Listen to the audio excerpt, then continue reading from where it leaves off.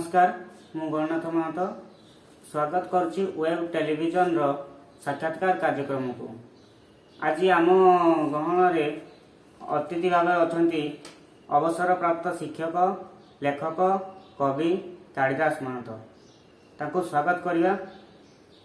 नमस्कार। नमस्कार। आपनका शिक्षकता जीवन केमती थिला? 1965 मसीह शिक्षा समाप्त है। 1966 मसीह बैद्यनाथ एडेड मई विद्यालय शिक्षक रूपे नियुक्ति पाइली, किंतु किछि दिन पर मनरे एक आलोड़ना सृष्टि है। निज पंचायत अंगारपदा रे उच्च शिक्षार किछि व्यवस्था नथिला। तेणु 1972 रिजाइन दे निज पंचायत रे मध्य इंग्राजी विद्यालय खोली। 1985 उच्च विद्यालय खोली, किंतु उक्त मई विद्यालय सरकारी है। जेते शिक्षक थिलु छटई हेलु। सरकार निर्देश अनुजाई ट्रेनिंग प्राप्त कलु। ट्रेनिंग पर ठाकुरमुंडा पोस्टिंग है। ठाकुरमुंडा रे शिक्षादान देवा मध्य किसी पारिवारिक असुविधा जो पुनश्च मु ट्रांसफर हो रोरुआ ब्लॉक गवर्नमेंट पीएनएमई स्कूल को आसिली।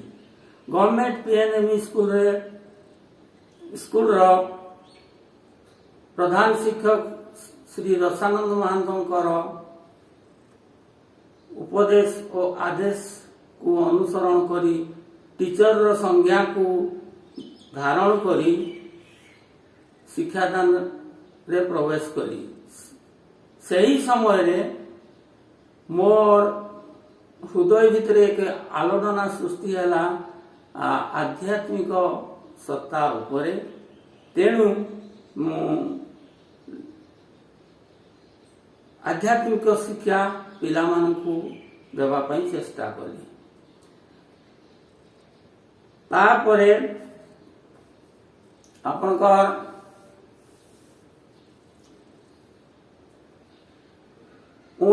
2002 रे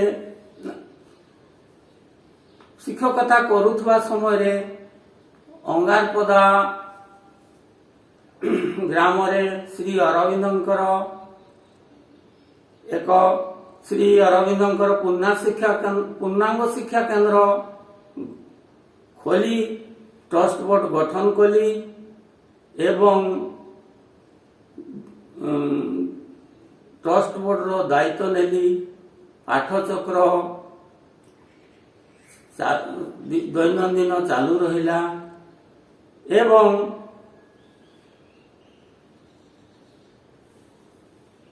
कार्यक्रम अनुजाई पाठचक्र आवाहक हेली। आवाहक रही आज को 19 वर्ष अद्यावधि रही अछि।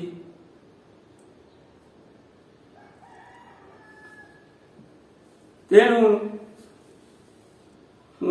सबु बेले शिक्षा प्रति मोर अनुराग सृष्टि हैला।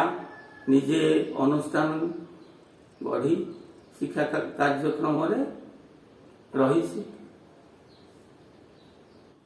शिक्षा क्षेत्र अवसर पर आपण वर्तमान समय किपरि अतिबाहित करुछन्ति?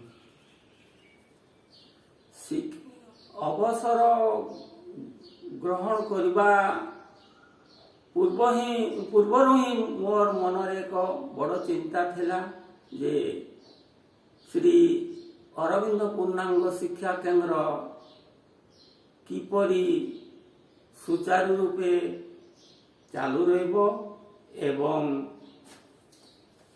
ଜଣେ ହେଲେ ବି ସୁସନ୍ତାନ ସୃଷ୍ଟି କରିବି, ଏହା ହିଁ ମୋର ପରିକଳ୍ପନା ରହିଥିଲା। ଅବସର ସମୟରେ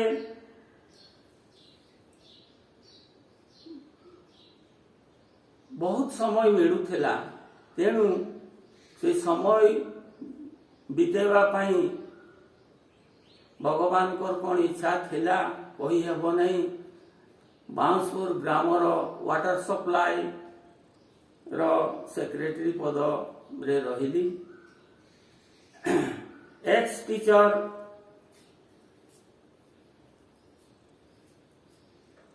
ଏକ୍ସ ସର୍ଭିସ ହୋଲ୍ଡର ଏସୋସିଏସନର ପ୍ରେସିଡେଣ୍ଟ ପଦରେ ଅଦ୍ୟାବଧି ରହିଛି। ଆଉ ଲେଖାଲେଖି କାର୍ଯ୍ୟକ୍ରମ ମଧ୍ୟ ଚାଲୁ ରହିଛି। ଆପଣଙ୍କର ଲେଖାଲେଖି ପ୍ରତି କେବେଠାରୁ ଆଗ୍ରହ ସୃଷ୍ଟି ହେଲା, ଲେଖାଲେଖି କେବେଠାରୁ କରୁଛନ୍ତି, ଆଉ ଆପଣଙ୍କର ଲେଖାଲେଖିର କାହାକୁ ଶ୍ରେୟ ଦିଅନ୍ତି, କାହାଠାରୁ ଅନୁପ୍ରାଣିତ ହୋଇଛନ୍ତି? ଦେଖନ୍ତୁ, ଅନୁଷ୍ଠାନଟା ଖୋଲିବା ପରେ ଏଇ ହୃଦୟଟା ଆପେ ଆପେ ଶ୍ରୀମା ଏବଂ ଶ୍ରୀ ଅରବିନ୍ଦଙ୍କର ପାଦ ତଳକୁ ଚାଲିଗଲା। ଶ୍ରୀମା ଅରବିନ୍ଦଙ୍କର ଅମୃତବାଣୀକୁ ଆଧାର କରି ଆଗେଇ ଚାଲିଲି। ଅମୃତବାଣୀରୁ କିଛି ସଂଗ୍ରହ କରି ଆସ୍ତେ ଆସ୍ତେ ଲେଖି କାର୍ଯ୍ୟ ଆରମ୍ଭ କଲି ଏବଂ ସେହି ଲେଖା ଗୁଡ଼ିକ କେବଳ ଆଧ୍ୟାତ୍ମିକ ଜଗତ ପାଇଁ ଉପଯୋଗୀ ଭାବିଲି ଏବଂ ମୋର ସମସ୍ତ ଅନୁଷ୍ଠାନର ସନ୍ତାନ ଗୁଡ଼ିକ କିପରି ରୂପରେ ପୂର୍ଣ୍ଣାଙ୍ଗ ଶିକ୍ଷା ପାଇ ମାନବ ଇଏ ହେଇପାରିବେ, ଏହି ପରିକଳ୍ପନା ହିଁ ମୋର ରହିଛି। ଆପଣଙ୍କ ଲେଖା କ'ଣ ପ୍ରକାଶିତ ହେଇଛି, ଆପଣ ସେ ଲେଖା ଭିତରୁ କିଛି ଆପଣ ଲେଖା କୁହନ୍ତୁ ଯୋଉଟା ଆପଣ ପ୍ରକାଶିତ ହେଇଛି। ଦେଖନ୍ତୁ, ଲେଖା ଭିତରେ ପ୍ରକାଶିତ ହେଇଛି ପୂର୍ଣ୍ଣାଙ୍ଗ ଶିକ୍ଷାର ଆଭିମୁଖ୍ୟ, ଶ୍ରୀ ଅରବିନ୍ଦଙ୍କର ଉପାଖ୍ୟାନ, ଶ୍ରୀ ଅରବିନ୍ଦଙ୍କର ପାଠଚକ୍ର ବ୍ୟାଖ୍ୟା, ଦିବ୍ୟ ଜନନୀ, ଆଉ ଶିକ୍ଷାରେ କଳଙ୍କ, ଅମୃତଧାରା, ମା କିଶୋକେଶ୍ୱରୀଙ୍କର ଭଜନ ଇତ୍ୟାଦି। ଆଉ ଇଏ ଥିଲେ ଆଜିକାର ଅତିଥି, ଶିକ୍ଷକ, ଅବସରପ୍ରାପ୍ତ ଶିକ୍ଷକ, ଲେଖକ, କବି କାଳିଦାସ ମହାନ୍ତ। ପରବର୍ତ୍ତୀ କାର୍ଯ୍ୟକ୍ରମରେ ଦେଖିବା ସାକ୍ଷାତକାରରେ ଆଉ ଜଣେ ନୂଆ ଅତିଥିଙ୍କ ସହିତ। ସେଥିପର୍ଯ୍ୟନ୍ତ ବିଦାୟ ଦିଅନ୍ତୁ। ନମସ୍କାର। ନମସ୍କାର।